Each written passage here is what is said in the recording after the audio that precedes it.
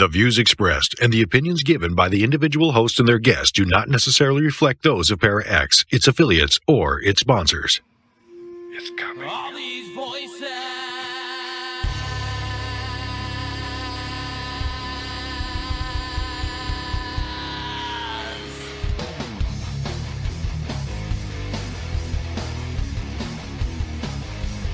All these voices. All these things you can't explain. All these painful memories. They keep haunting you and daunting me. It's just the ghost of you and me. It's just the smoke and gasoline. It's just the ghost of you and me. Of you and me.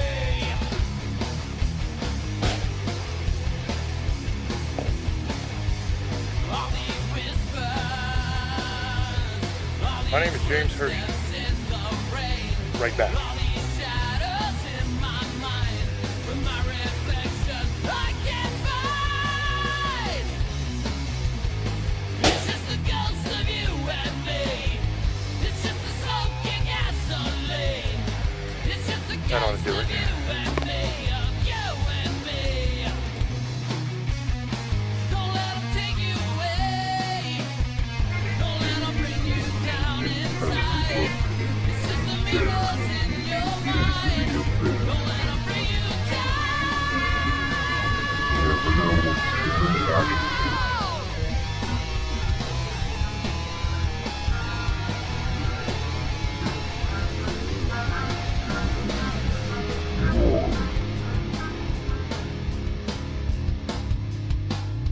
Hello, everyone, and welcome to another episode of Staring into the Abyss. I am your host, horror author James Hershey Jr., and with me, as always, my co-host, old boy James Ash. How you doing, brother? Pretty good. What's up, Misfits? I'm doing pretty good, brother.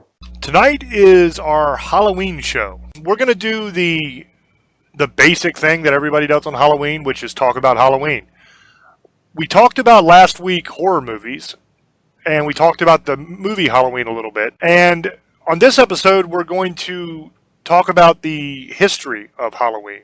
Now, Halloween has been a very, very popular holiday in this country for quite a while, but its roots go way back, 2, maybe 3,000 years. It comes from Europe. It originated with the Celts, and they had a festival called Samhain.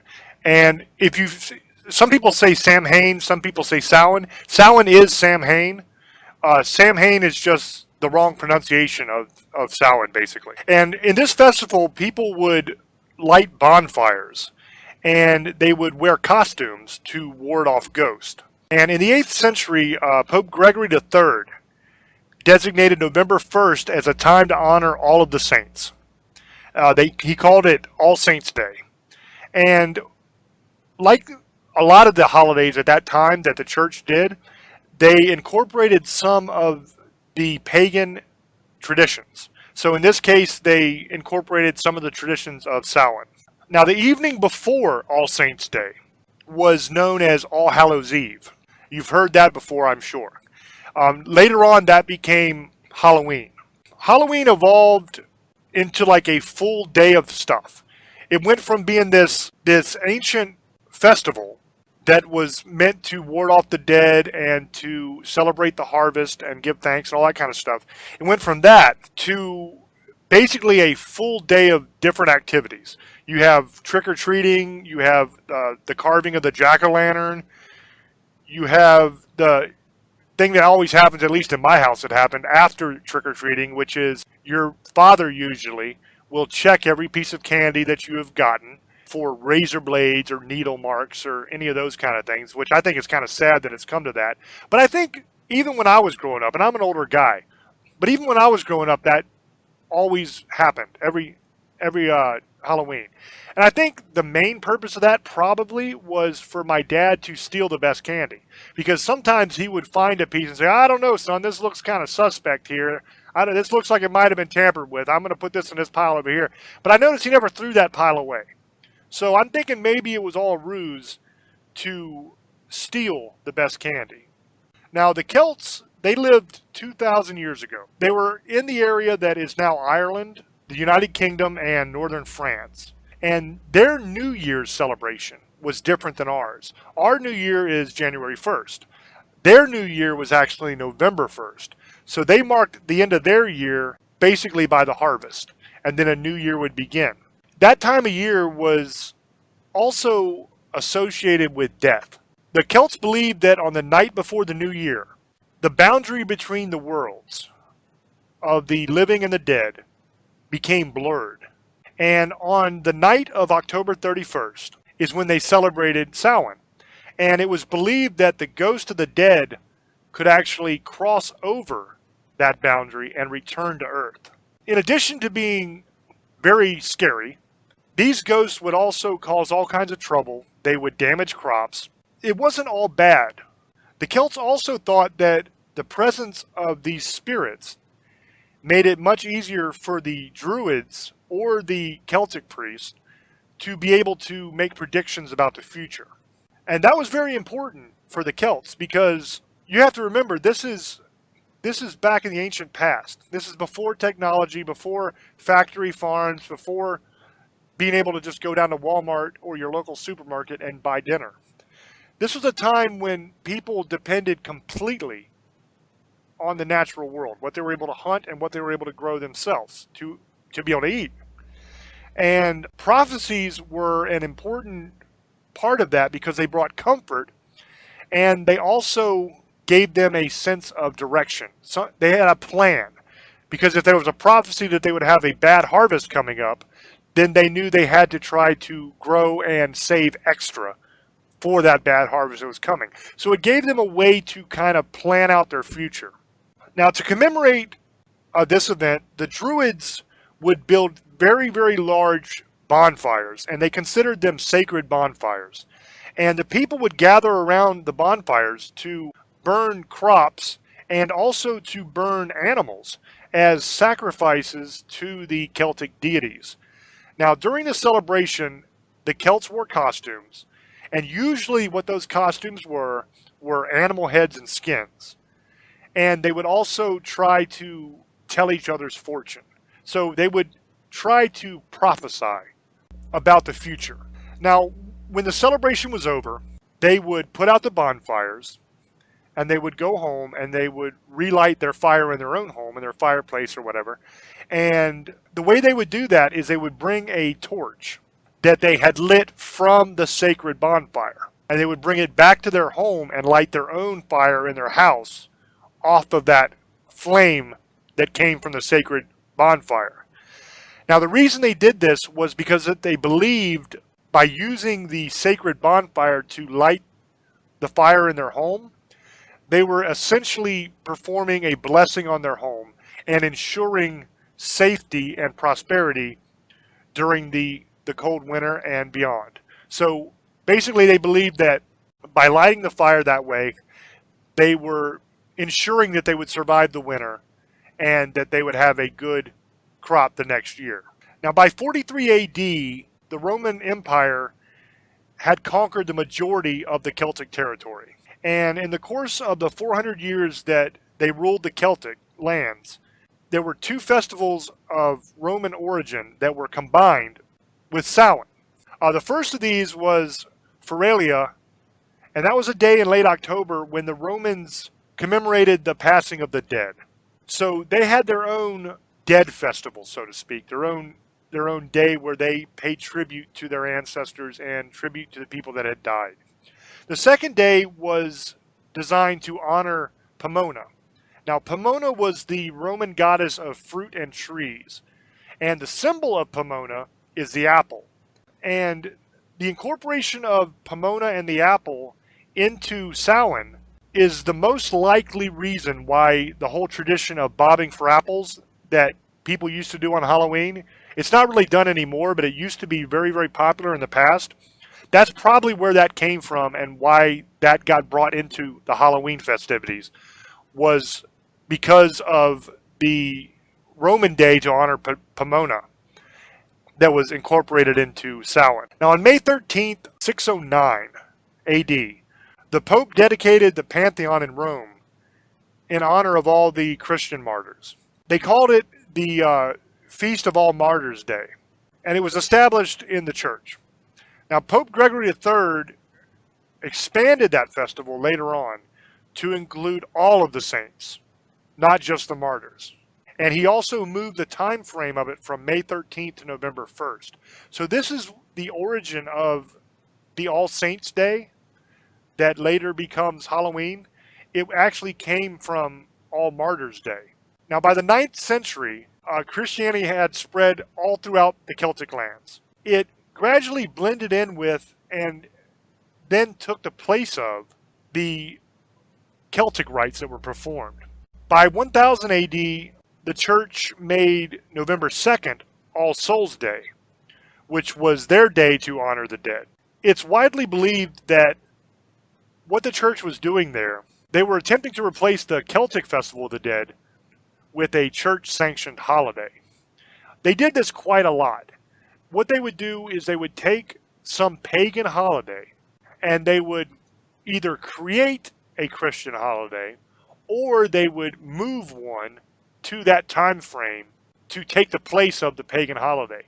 The reason that was important was so that the pagan people who were used to celebrating their holiday at that time would still have something to celebrate.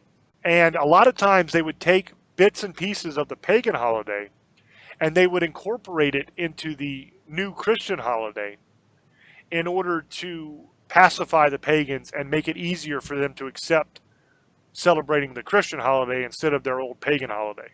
All Souls Day was celebrated very similarly to Samhain. They used big bonfires, parades, and dressing up in costumes as saints, angels, and devils. Now, the All Saints Day celebration was also called All Hallows or All Hallowmas, and that comes from Middle English, which means All Saints Day. And the night before it, which was the original night of Samhain in the Celtic religion, they called that All Hallows Eve, which eventually became Halloween. Now, as time moved on, celebration of Halloween was not hugely popular. Back in colonial New England, it was not practiced very much at all. And that was because of the Protestant belief system that they had. They were very, very strict Protestant religious people, and they did not believe in celebrating a pagan-inspired holiday like that, which has its roots in paganism, the occult, the dead. They viewed it as evil. Now, it was much more commonly celebrated in Maryland and in the southern colonies. But up in New England, they were very, very strict religious people, and they didn't celebrate it that much. Now, as the beliefs and the customs of all the different European ethnic groups and the American Indians all kind of meshed together to create this melting pot that we have in our country, a very American version of Halloween began to emerge. Now, the first celebrations included something that was called play parties. Now, these were public events that were held to celebrate the harvest. And neighbors would share stories of the dead. They would tell each other's fortunes, dance around, and sing. So you can see here a lot of correlation between the first celebrations of the American version of Halloween and the original Celtic celebrations of Samhain. You had the honoring of the dead. You have telling each other's fortunes, dancing around in costumes, and singing songs. Almost identical. Now, there wasn't sacrifices and stuff like that, but these things are the same. Now, colonial Halloween festivities also featured telling ghost stories. And they would do all kinds of mischief-making kind of things. Play tricks on each other. And that's kind of where the trick-or-treat thing comes in, the trick part of it.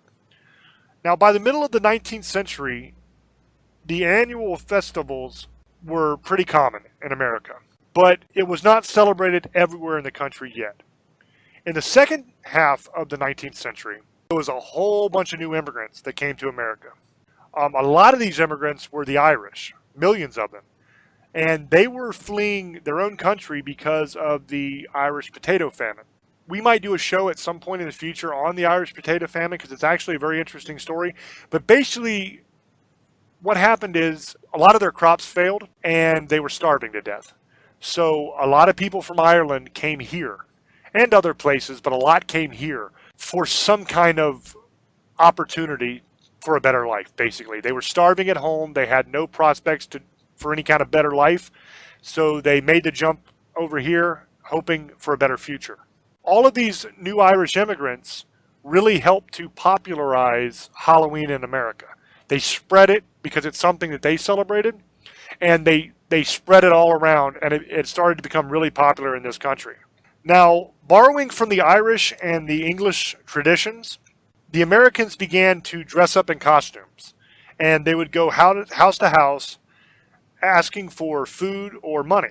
And that practice eventually became what is called trick or treat now. Now, young women believed on Halloween that they could divine the name or cause the appearance of their future husband.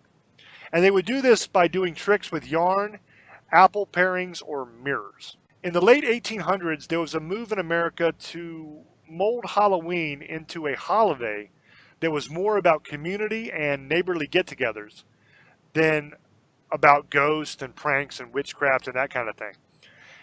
At the turn of the century, Halloween parties were for both children and adults, and they became the most common way that people celebrated the day.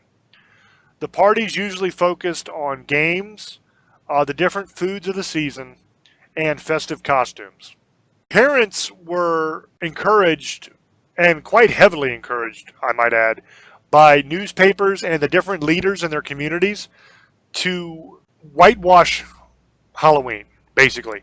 They would take anything that was frightening or grotesque out of Halloween, and they would make it more into a celebration of family and community and the harvest. And because of the efforts of these people, Halloween lost most of its superstitious and religious overtones by the beginning of the 20th century. So the original meaning of the holiday for honoring the dead, martyrs, and saints in the Christian religion, and honoring the dead and the harvest in the Celtic traditions, kind of went away. And it became this bastardized version that it is now, where it's all about celebrating fall, basically, and going out and, trick-or-treating with the kids and having the Halloween parties and all that. The only thing that's changed from that time, really, is that we have put back into Halloween the scary things again, but in a much watered-down version of it. It's not the way it used to be way back in the day, because back then it was a truly frightening holiday. But now all the costumes, it's not really all that frightening. A lot of the costumes are very fake looking, and it's a more commercialized holiday now. By the 20s and the 30s, Halloween had become pretty much secular. Now, it was a community-based and community-centered holiday. It had parades and Halloween parties and all that kind of stuff. But a lot of the religious stuff, like I was saying, had been taken out of the holiday. Despite what the community leaders and the leaders of the states and everything wanted, vandalism began to appear and kind of plague a lot of the celebrations in many communities across the country. By the 1950s, the town leaders had kind of got the vandalism under control, and Halloween had it evolved into a holiday that was mainly for the kids. So they took the adults kind of out of Halloween. That's why nowadays Halloween is looked at as something for children. You reach a certain age, you don't trick or treat anymore, and most people don't dress up or anything like that. There are people that do. There are people that really love Halloween. It's their favorite holiday. And even as adults, they wear costumes and dress up every year. But the majority of the country doesn't. The majority of the country enjoy Halloween when they're kids. And then when they have children, they take their children out trick-or-treating and everything. But they just kind of are the chaperone. They don't really dress up. They don't really do much for Halloween. Now, due to the high numbers of the young children that were born during the 50s, what everybody knows as the baby boom, the parties moved from the civic centers in towns into either the classroom at first and then into the home later. That's kind of the way we know it now. We don't really have a whole lot of Halloween parties that are put on by the town anymore. Usually it's a private party that somebody's having at their home. Between 1920 and 1950, the practice of trick-or-treating was also brought back. It was a relatively inexpensive and, in the beginning, a safe way for the entire community to share the Halloween celebration. Now, in theory, the families could prevent tricks being played on them by providing the neighborhood children with small treats. What we now consider trick-or-treating is giving out candy. The kids come in a costume, we give them candy, they go away to the next house. That's pretty much the end of it. But when trick-or-treating first started, it was a little bit different because you would go to the house and the person would give you something, some small treat, whether it was candy or whether it was money or whether it was some kind of food, an apple or something. They would give you some kind of treat.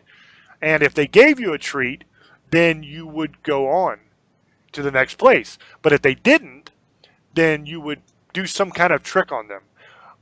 We have a little bit of that nowadays on Halloween. Some kids will like TP people's houses and do that kind of stuff. That's more back to the original traditions of trick-or-treating in America. That's kind of the way it worked back then. I don't know if they TP'd back then, but they would do different kinds of tricks on people. Now, Halloween is huge. They spend like $6 billion a year. It's the second biggest holiday after Christmas in America. Now, the next thing I want to talk about is something that's called soul cakes, and this is kind of interesting too.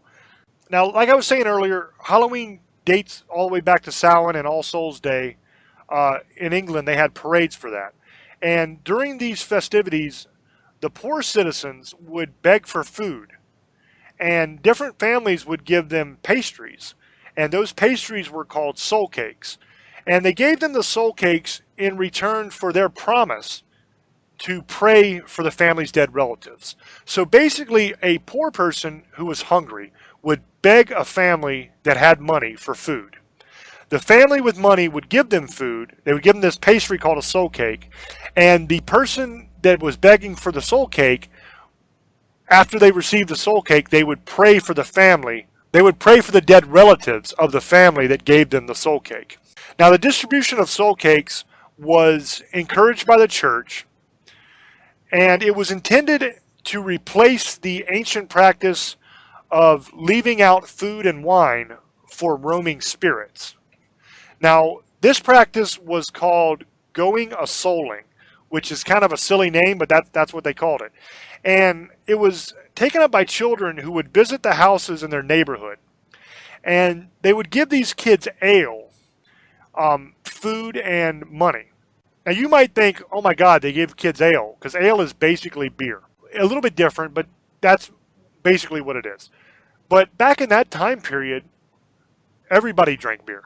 It was no big deal. In some parts of the world now, people still drink beer. I grew up in Germany. That's where I spent my childhood. And over there, they give babies beer in their baby bottles. And as a child, if I could put my money on the bar, they would serve me a beer in Germany. So it's really, to us, it seems kind of strange, but in a lot of places in the world, it's really not that big a deal. And in France, young people drink wine all the time. It's considered normal. Now, the tradition of dressing in a Halloween costume has both European and Celtic roots. Hundreds of years ago, winter was a lot different than it is now. Now we're just like, oh man, this sucks. It's going to be cold. There's going to be snow. I'm going to have to stay in my house for a day or two until the plows can get through. It's going to be a pain in the butt. But we really don't think that we're going to die. It's a pretty normal thing for us to survive winter. You know, it's not something that usually kills us at this time. But back then it was different. It was a frightening time. And a lot of times your food that you would grow and be able to hunt during the spring, summer, and fall had to last through the winter. You had to not only feed yourself for those 3 seasons, but you had to somehow preserve and stockpile enough food for your family to survive the winter. And back then, people had a lot more children than they have now because kids would die early in childbirth, and also you needed more people because you did not have machinery. So, for the whole idea of growing your own crops to feed your family, you would need more hands to do the manual labor that is required to produce that food. So, food supplies would run low in the wintertime. One, because you couldn't stockpile as much as you would want to, because it was only what you could grow or harvest, and two, because there was a lot more mouths to feed. And also, a lot of the people back in that time were afraid of the dark. And in the winter, as you know, the days are a lot shorter. So there's a lot more darkness than there is light in the wintertime. And that made people kind of uneasy, and they worried a whole bunch whether they were going to survive, whether something was going to come get them. That's part of the whole reason why they would have a festival before winter to honor the dead, in hopes of pacifying and pleasing the dead so that they would not torment them during the winter month. Now, on Halloween, it was believed that the ghost would come back to the world. And people thought that if they left their house, that they would run into these ghosts. And to avoid being recognized by these ghosts, people would often wear masks when they left their homes after dark, so that the ghost would mistake them for fellow spirits. So the ghost would think that they were ghosts too.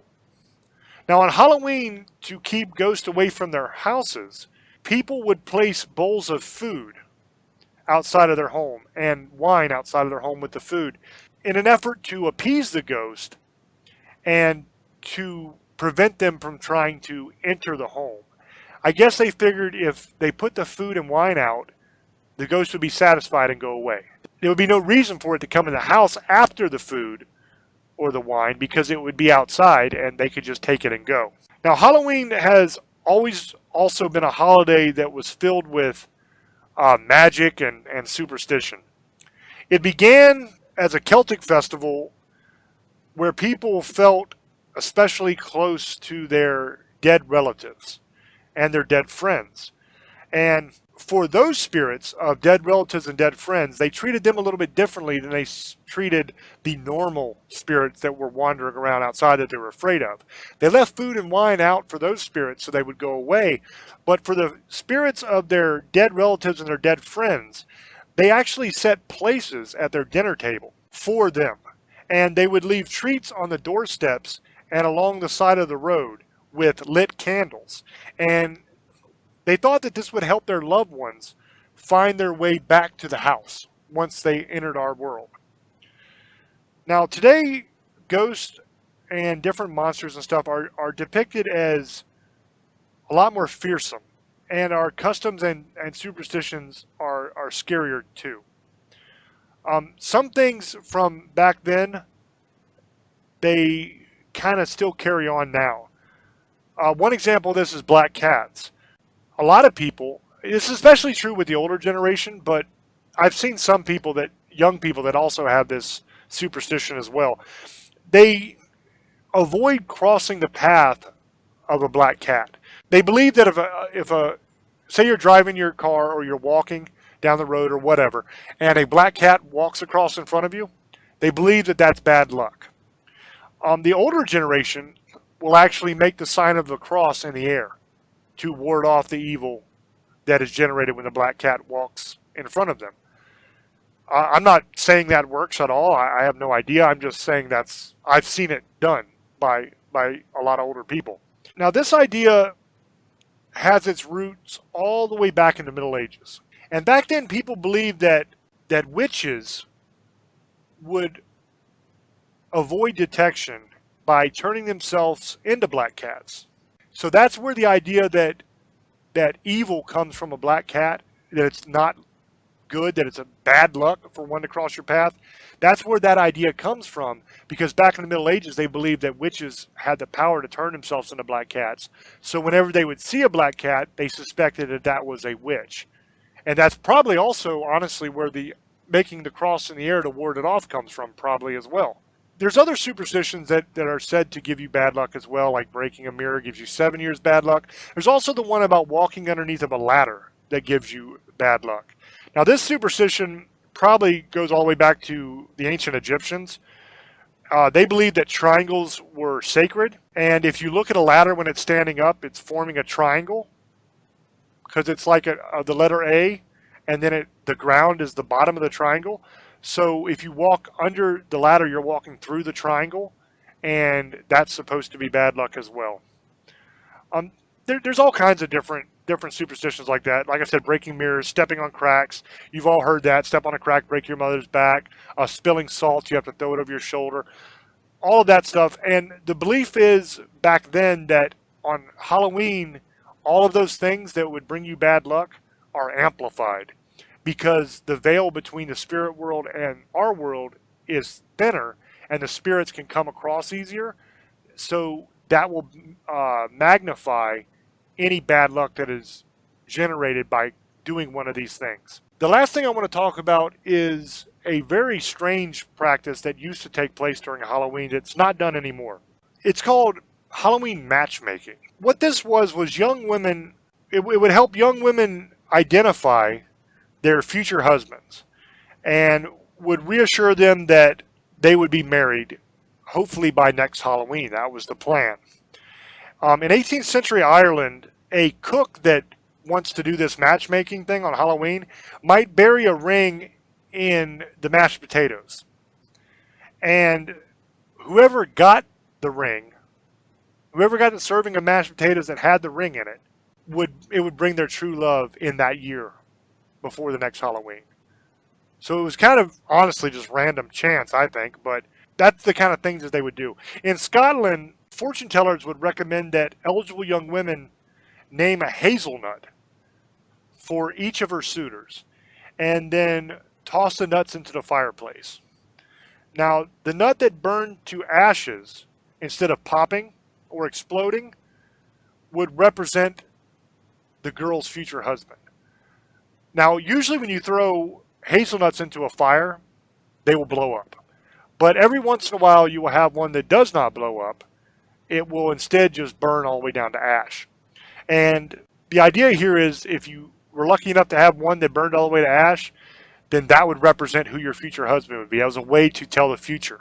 Another tale said that if a young woman ate some sort of sugary concoction that was made out of walnuts, hazelnuts, and nutmeg before she went to bed on Halloween night, that she would have a prophetic dream. And that dream would be of her future husband. Now, young women would also toss apple peels over their shoulders, and they hoped that the peels would fall on the floor and form the shape of their future husband, initials. And they also tried to learn about their futures by looking at egg yolks that were floating in a bowl of water. They thought they could divine their future from that. And they would also stand in front of mirrors in dark rooms holding candles. And they would look in the mirror over their shoulder. They would look into the mirror at the spot over their shoulder in their reflection. And the idea was that you could see your future husband's face standing behind you if you looked in a mirror that way. Now, other rituals were a lot more competitive. At some of the Halloween parties, the first guest that would find a burr on a chestnut hunt would be the first one that would marry. At others, the first person that could successfully bob for an apple would be the first that would be married. Basically, what all this boils down to is that no matter which one of these traditions or superstitions that you practice to try to find your future husband, it all relied on the exact same thing, which was the goodwill of the ghost, of the spirits, that the original Celts were trying to honor and gain favor from. Now, that's about all I really have to say about the history of Halloween. That's a basic rundown. There's a lot of stuff that I left out, but I think I covered the major bases. So I'm going to throw over to Old Boy now and let him talk a little bit about Halloween. Thank you, brother, and I hope everybody's having a good evening. This is my favorite time of year, Halloween. I've always liked it since I was a kid. I've always liked going trick-or-treating. I've always liked dressing up, Even when my daughter would do it, I'd have an excuse to go steal her candy, like James is saying his dad did. I did the same thing. I'd be to my daughter, I'd be, oh, that's poison. It's really not, because I just wanted the bigger candy bar or something she wanted. I stole from her. And when she's a little kid, oh, okay, Dad. Oh, she didn't really pay attention. That was always one of my favorite things about Halloween. Or myself, I would go do that. My dad did that. He would go and take the good candy, because back in the day when we got candy in the 80s, we got a lot of it. It wasn't just a couple pieces like they do now. Like, I saw what my daughter was getting, and I was like, really? Back in the day, I'd have suitcases full of candy, or I'd even get money. But I remember in the early 60s and 70s, all the way to the 80s, people were poisoning candy and putting razor blades in it.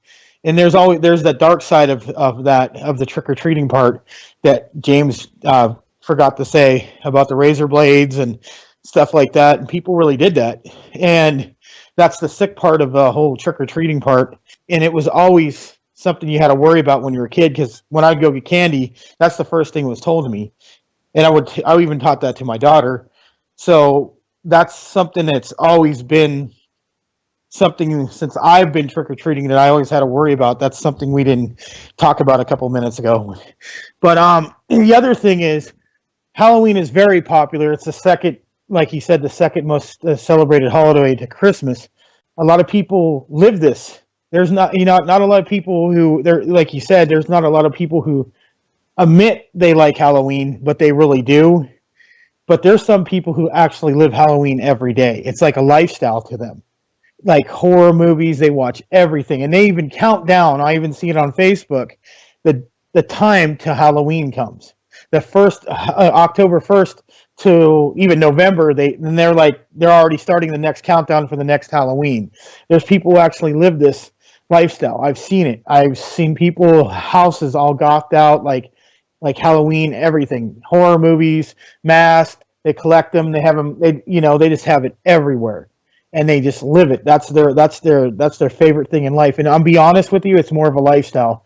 And not everybody does it, trust me, but a lot of people do like Halloween. Like me, I really love Halloween, and I really love horror movies, and especially when it gets to October, it's like my favorite time. When just because of the season anyway. Because like James says, saw one was November 1st, and they changed it when they got here in the 19th century to October 31st for Hallows Eve. Now they changed it to Halloween, but then you got in Mexico. There's it's the Day of the Dead on November 1st. It's the way they celebrate Halloween. They celebrate the dead. That's why they dress up, so they don't come back to get them, and they're honoring the dead also. Their dead loved ones and stuff like that. And they leave candles out in streets like they did in Samhain, so they wouldn't get attacked by evil spirits, because not all ghosts were good. And they would sacrifice animals. Like they would burn horses and calves and goats. And that's what they would do. The Druids then, and in 2000, they say 2,000, 3,000 years. We'll say 2,000 or 3,000 years ago. That's what they would do, and they would keep the spirits from coming. It would be the thinnest line of October of the spirits. Sorry, October 31st to November 1st. It also means November, Samhain. It was summer to winter, because they celebrated different than we do now. Like we have spring, fall, all that. It would be from that time, because you were starting to harvest, to March or April when it starts warming up again in Ireland and Europe. And that's why they would do that. And that's where, when he was talking about ghost stories, that's where ghost stories actually, they're saying it started, as people would tell us folklores. And that's kind of where folklore started too. And they would talk about spirits and ghosts and demons and devils, whatever you want to call back then, whatever they were worried about then. That's what they would talk about around fires and while they would do these harvests together. But back to what I was talking about, how for me, I love Halloween. It's everything to me. I collect horror movies, everything. It's like a lifestyle. I don't have like everything in my house is, pumpkins everywhere and stuff like that, and jack-o'-lanterns. But I love Halloween. Anything I see, horror movies or paranormal or witches or anything like that, I'm totally into it. Plus, that's something involved with anyway.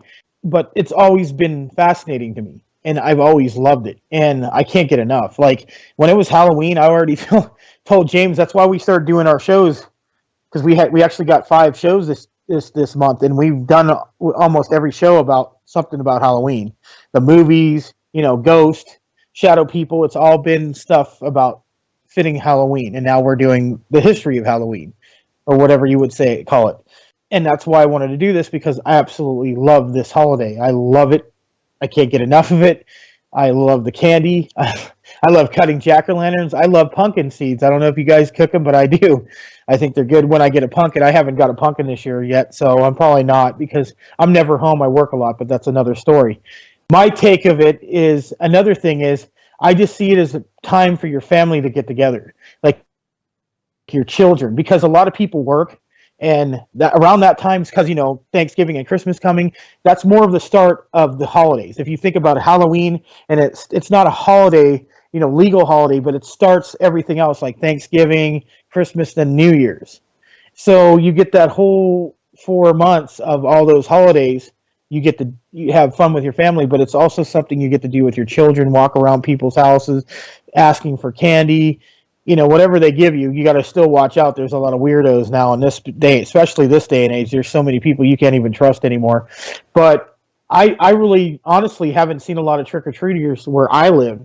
They only go to certain places where they can get a lot of candy, or a lot of malls do stuff now, and a lot of they have a lot of car shows, or they'll have a lot of businesses that give out candy, or the church does it now.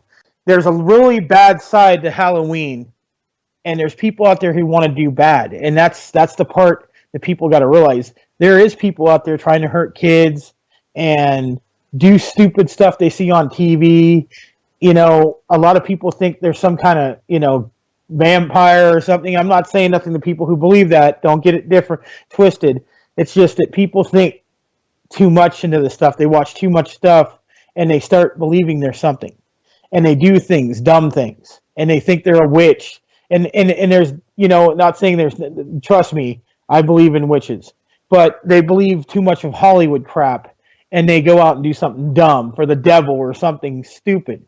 And that's another thing, that there's a bad side of Halloween. There's people like that make Halloween bad. And so, like he was saying, that the church gets involved, and then they made a bunch of laws, and they whitewashed it. And it's not what it used to be. And I don't know. It just doesn't feel like anymore. It feels like it's not the real Halloween anymore that I grew up with. But I guess that's because I'm getting older. So I don't know. What do you think, James? It's fascinating to me how the tradition and the celebration of Halloween has changed over the years. It's kind of cool. I mean, you have that really with every major holiday, as different generations take over the world and old generations fall away. Things change. And a lot of older people fear that change. But to me, it's really fascinating to see what the younger generations do, and how they mold the world for themselves. I mean, when I was a kid growing up in the 70s, Halloween was very, very different, even from what you experienced in the 80s. I mean, I went through that time in the 80s too, where you would literally get a giant bag full of candy every time you went out. And sometimes you would go out to different areas and get multiple giant bags of candy, and you'd be eating on that candy for weeks. But in the 70s, there wasn't as much of the store-bought candy. The thing in the 70s was homemade treats, basically. You would have a lot of candy apples and caramel apples that were given out, and they were usually wrapped in like a harder version of a saran wrap kind of stuff. Usually it was a red or green, and they would make the candy apples or the caramel apples at home, and they would wrap them in this wrap, and that's what you would get in your bag. Or some people would just throw change in your bag as well. You would have that. I even remember times when there would be homemade cookies and brownies and stuff like that that you would receive on Halloween as your treat. Rice Krispie treats, you would get those that were homemade. And that really changed towards the end of the 70s, because like Old Boy was talking about, there was a lot of people that were finding razor blades and needles and nails and stuff like that in the treats. I'm not going to say a lot. It happened a few times, and it kind of freaked everybody out. So that kind of killed off the whole homemade treat thing. Because by the 80s, anytime I would get any kind of cool homemade treat in my trick or treat bag, unless I got it from a neighbor that my family knew very well, that automatically went right in the garbage. Like, that's the first thing Dad would pull out and throw away because he said you can't trust it. So it had to be something that was bought in the store that came in its original wrapper and all that kind of stuff in order to keep. And it's a shame that a few bad apples, so to speak, ruined all the good apples that I was used to getting on Halloween. Because I love candy apples. I love caramel apples. They are awesome. And the only place you can really get them with any regularity was on Halloween or at carnivals and fairs. And those things don't happen very often. So getting a candy apple or a caramel apple was a rare treat. The whole bobbing for apples thing was something that was very popular when I was growing up. And now it's unheard of. It never happened. Another thing I forgot to talk about when I was doing the history of Halloween that's kind of interesting is the origin of the jack-o'-lantern. Old Boy reminded me of that when he was talking about jack-o'-lanterns earlier. Where that comes from is, remember when I was talking about the practice of the poor people going to different family homes and begging for food, and in exchange they pray for the dead relatives of that family?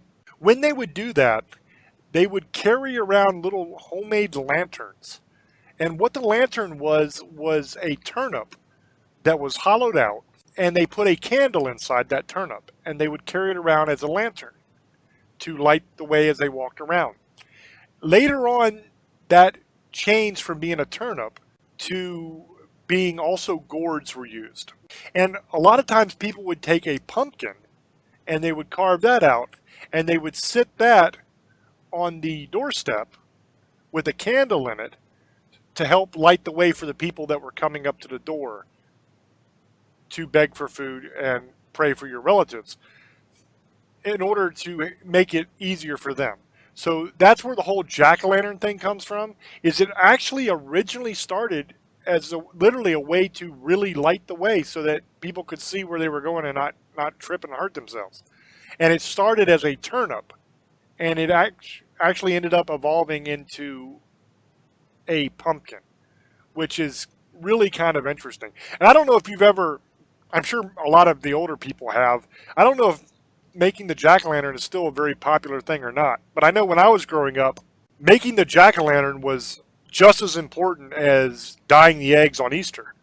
You know, it was a big part of Halloween. And you would spend literally hours cleaning out the pumpkin, because that is a dirty, messy job. Getting all that junk out of it, scraping it all down real good. And we would always draw out the pattern in magic marker before we would cut it out, so that we wouldn't screw it up. Because if you tried to freehand a pumpkin, unless you're an artist and good at that kind of thing, then most likely you're going to end up with a very messed up looking pumpkin. Your pumpkin's going to look like it had a stroke or something. It's not going to be pretty. And mine usually wasn't very good, because I don't have a whole lot of artistic ability as far as drawing or carving or anything like that. So that was a huge part of my Halloweens growing up. And it's something that I have seen kind of go away. So that was the basic history of Halloween. I hope that you guys enjoyed the show. I hope that you learned something in the process. Just about everybody is doing some sort of history of Halloween show on Halloween. It's kind of the standard thing. I almost didn't do this show. I wanted to do something different. But then I thought, no, we better do it, because it's kind of what you do on Halloween. And I think that I can give, with my background in history and everything, I can give a really interesting history lesson on Halloween and talk about some things that not a lot of people are talking about. because you'll get all the normal stuff about ghosts and goblins on the History Channel and all those places. But I'm able to go a little bit deeper into the history on a lot of subjects, and I think that's interesting, at least to me. So I hope it was interesting to you. I'm going to throw over to Old Boy again and let him give his shout-outs, and then we'll wrap the show up. Yeah, thanks, James, for letting me do this, because I wanted to really do this show because we have to. It's a couple days before Halloween, so thank you, brother. I want to give a shout out to everybody on ParaX, especially the new countries that's listening to us. You know, no one they never were listening to. They came and heard our show, so they started listening to us on ParaX. So I want to thank you guys. I want to thank every one of our fans and every one of our followers. Thank you. We're almost at 1,000 subscribers on YouTube. I wanted to bring that up too. So check us out on James Hershey's YouTube and subscribe to our channel. And I want to give a shout out to everybody. I want to give a shout out to Marcus Cook from Unearthed Films for being on the show last week. I want to give a shout out to my fiance, and I want to give a shout out to my horror group, Evil Ash. I love you guys. Be safe. Happy Halloween. And remember, live life to the fullest, because you never know when it's going to be gone. Good night, Misfits, Sugar Ladies, and Demon Hunters. I love you. Good night. And I'd like you guys to go and check out the YouTube channel. It's youtube.com/James Hershey Jr. That's where you can find all of the old episodes of Staring into the Abyss. And we also do a lot of different side videos on there about a lot of different subjects. And I think it's something that would be interesting for you guys. And it's totally free. You guys don't have to pay a dime. Not at all. To check that out. So please go there and check it out and subscribe to the channel. I'd really appreciate that. Thank you guys so much for your support. To all my pagan friends out there that are listening, happy Samhain. To all my Wiccan friends,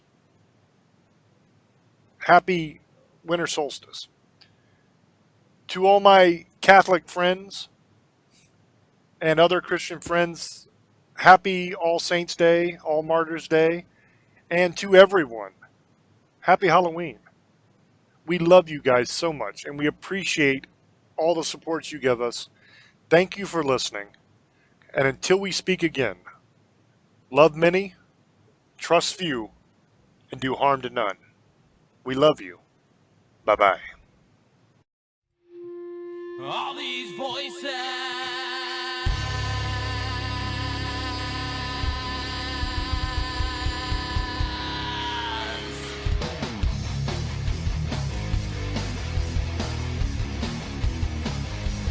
All these voices, all these things you can't explain, all these painful memories, they keep haunting you and daunting me.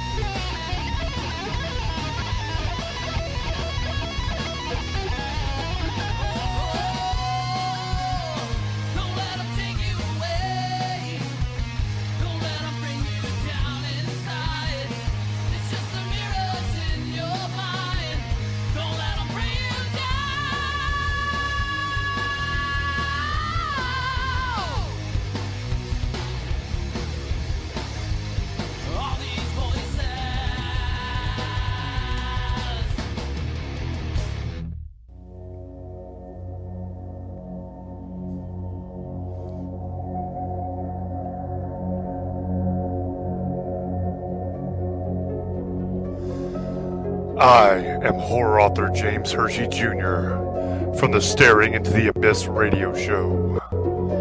Check out the book that started it all. What critics called the scariest book of the year. I am Legion. And if you're still breathing, check out the other 2 books in the series. The Surrogate of Souls and The Rise of the Revenant.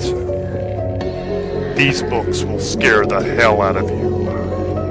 That I promise.